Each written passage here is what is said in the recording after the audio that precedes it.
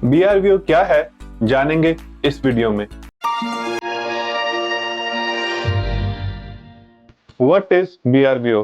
BRVO is branch retinal vein occlusion। तो basically हमारे आंख के पर्दे में रेटिना में जो मेजर 4 वेसल्स हैं जो उसको ब्लड वेसल सप्लाई करती हैं, जो मेजर 4 वेन्यूल ट्रिब्यूटरीज हैं, उनमें से एक ब्लॉक हो जाती है और ब्लॉकेज की वजह से उसमें से लीकेज शुरू हो जाती है, जिसकी वजह से और समस्या पैदा होती है। Causes of BRVO। BRVO के कॉजेस मेनली शारीरिक बीमारियां हैं, diabetes, hypertension, coronary artery disease के जो पेशेंट्स हैं या फिर जिन पेशेंट्स में कोलेस्ट्रॉल लेवल्स बहुत ज्यादा हैं, उनकी खून की आंतड़ियों में कोलेस्ट्रॉल जमा होकर खून के बहाव को रोकते हैं।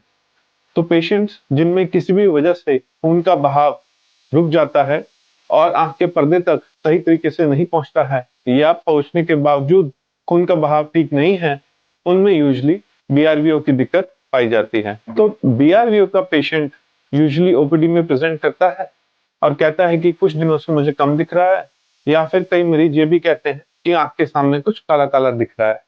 हिस्ट्री लेने पर पता चलता है कि मरीज कुछ पहले से कोई शारीरिक बीमारियां हैं जिनका मैं ऑलरेडी मेंशन कर चुका हूं। मरीज का पहले स्लिट लैम्प पे 90D से फंडस एग्जामिनेशन किया जाता है, जिस पे डॉक्टर को ब्लॉकेज वेसल्स की दिखाई देती है और उसके साथ हेमरेजेस, कुछ कॉटन वूल स्पॉट्स या कुछ मैकुलर एडिमा जैसी पिक्चर भी दिखाई देती है। मैकुलर एडिमा को कंफर्म करने के लिए जो चीफ इन्वेस्टिगेशन है उसे हम OCT कहते हैं, ऑप्टिकल कोहेरेंस टोमोग्राफी।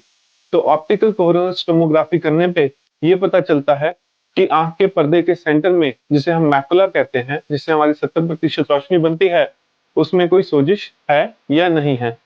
दूसरी इन्वेस्टिगेशन जो की जा सकती है उसे फंडस फ्लोरोसिन एंजियोग्राफी कहते हैं और उसमें जो लीकेज का पैटर्न है वो खून की नालियों से देखने पे पता चलता है। तो क्योंकि BRVO एक ऑक्यूलर प्रॉब्लम है जिसके सिस्टमिक कॉजेज हैं, तो इसमें आंख के और शरीर की दोनों की जांचों की जरूरत पड़ेगी। आंख की जांचें जो मैंने ऑलरेडी मेंशन की हैं, OCT और एंजियोग्राफी, उसके साथ शरीर के टेस्ट ये देखने के लिए कि मरीज को शुगर तो नहीं है, BP तो नहीं है या और कोई तकलीफ तो नहीं है, उनकी जरूरत भी पड़ती है। तो namely CBC with ESR, HbA1c, lipid profile, kidney function test, fasting blood sugar, echocardiography और कैरोटिड डॉपलर जैसे टेस्ट की जरूरत पड़ती है ये डायग्नोस करने के लिए कि पेशेंट के कोलेस्ट्रॉल लेवल्स और या बाकी जो चीजें हैं बाकी सब नॉर्मल है या नहीं है। तो ट्रीटमेंट ऑप्शंस भी अगेन, क्योंकि दिक्कत दोनों जगह है, आंख और शरीर में, दोनों जगह की ट्रीटमेंट ऑप्शंस को हम सेपरेटली डिस्कस करेंगे।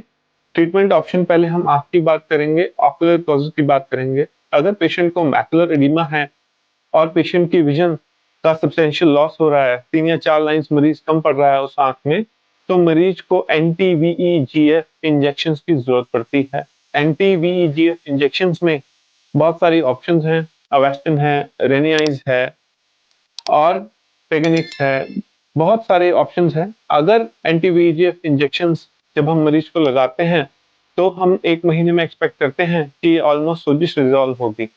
अगर एंटी-VEGF इंजेक्शन से असर नहीं आता है तो फिर दूसरे इंजेक्शंस जो रेयर केसेस में यूज किए जाते हैं, जिन्हें हम डेक्सामेथासोन इंजेक्शंस बोलते हैं, ऑर्थोडेक्स के नाम से जो फेमस है, वो बहुत ही रेयर केसेस ऑफ BRVO में यूज किए जा सकते हैं।